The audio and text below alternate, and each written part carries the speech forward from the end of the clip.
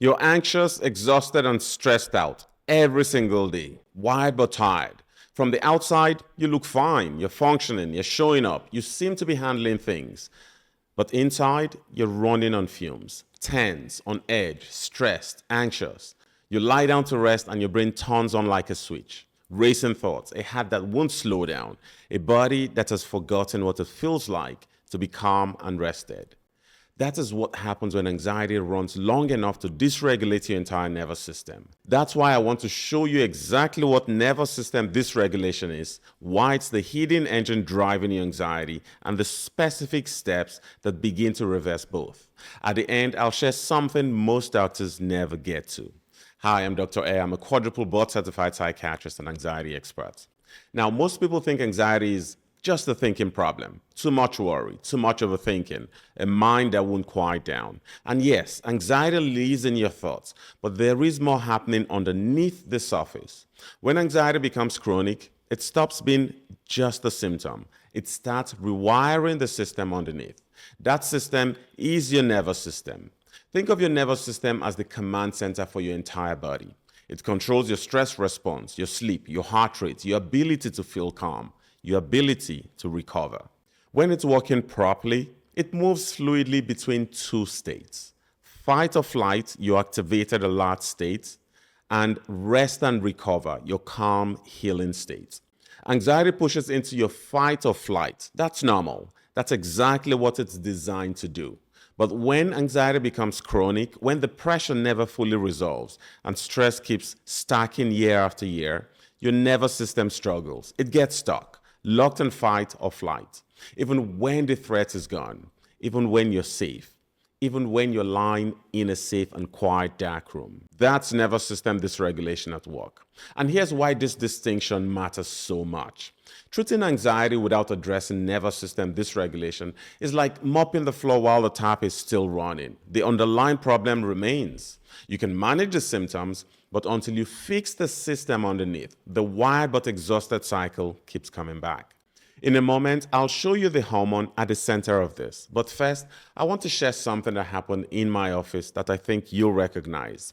She was 46, a senior manager, the kind of person who kept everything running at work, at home, for everyone around her. She came to me completely depleted. But she was confused because she didn't feel anxious in the way she expected anxiety to feel. She said, I don't have panic attacks. I'm not phobic about anything. I just feel dready, like something is wrong all the time, like I'm always waiting for the next thing to go wrong. I'm constantly worrying about any and everything. She wasn't sleeping, she couldn't wind down at night, foggy during the day, snapping at people she loved, crying in the car on the way home for no reason she could name. She felt miserable. Within 3 months of the right education and treatment, however, she was doing much better.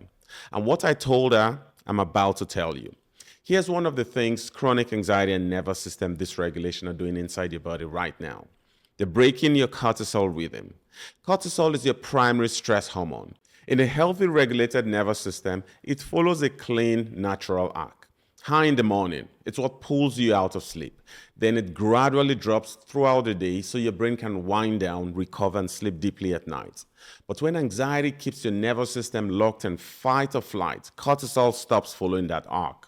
It stays elevated at night when it should be falling. It surges at random. It crashes midday, leaving you foggy and flat, and then spikes again at the exact moment your body needs to power down. That broken cortisol rhythm is one of the biological reasons you're tired all day and wired all night. But here's the part that surprises most people. When cortisol stays dysregulated, it starts pulling every other system down with it. It fragments your sleep, it raises blood sugar, it promotes inflammation in the brain. It suppresses hormones such as progesterone and testosterone that naturally calm an overactive nervous system. Chronic stress over years and decades changes how all of this functions. I see it especially often in adults over 40 when the body's ability to bounce back from stress naturally begins to weaken. But anxiety and nervous system dysregulation can create this pattern at any age. This is why a good night's sleep doesn't fix it. This is why a vacation doesn't fix it. Because cortisol dysregulation doesn't respond to just rest. It responds to regulation. In a moment, I'll show you exactly how to start regulating. But first, there's one more piece that explains why your anxiety feels impossible to turn off. Deep inside your brain is a small structure called the amygdala. Its entire job is to detect threats and trigger your anxiety response. When it senses danger, real or perceived, it fires. Cortisol floods in, adrenaline surges, every system in your body goes on high alert. That alarm is supposed to turn off once the threat passes. But here's what chronic anxiety does to the amygdala. It makes it oversensitive. After months or years of chronic stress, the amygdala stops requiring an actual threat to fire. It starts triggering on emails, on silence, on a tone of someone's voice, on a thought that crosses your mind at 2 a.m. It can no longer tell the difference between a real emergency and a perceived one. So it stays on quietly, constantly, sending a low-grade signal that something is wrong, even when everything is technically fine. You don't feel panicked, you just feel unsettled, tense, like you can never fully exhale. That is nervous system dysregulation at its core. And over time, people living in this state stop recognizing it as anxiety at all. They just think there's someone who doesn't sleep well, someone who can't relax, someone who's just built this way. That is not the truth. This is a dysregulated nervous system that has never been given the right conditions to come back down. And those conditions are more specific and more achievable than most people realize. Let's talk about 3 simple ways to get started. The first is morning light. Your cortisol rhythm is directly anchored to light exposure. 10 minutes of natural sunlight within the first hour of waking sends a signal straight to your brain's internal clock. The day has started, which means it will also end. That single input begins to re-anchor your cortisol arc, which is the foundation of nervous system regulation. Most people caught in this wired but exhausted cycle are skipping this entirely. The second is removing hidden biological stressors. Blood sugar instability, alcohol, chronic inflammation, skipping meals, inflammatory diets.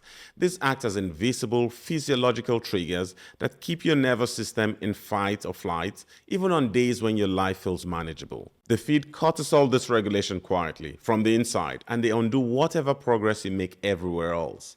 The third, a very simple but direct way to retrain a dysregulated nervous system, is extended exhale breathing. When your exhale is longer than your inhale, you manually activate the parasympathetic nervous system.